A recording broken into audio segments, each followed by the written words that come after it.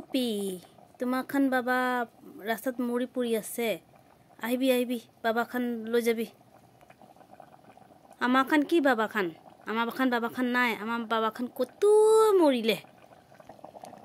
আসাম পাড়া মানুষগুলা গাই মাইকি খানক তো মা খান বলে তো মটা গরু তো বাবা খান হব না বল বল রাস্তাতে বাবা খান মরি আছে বাবা খানক লৈ আহিবি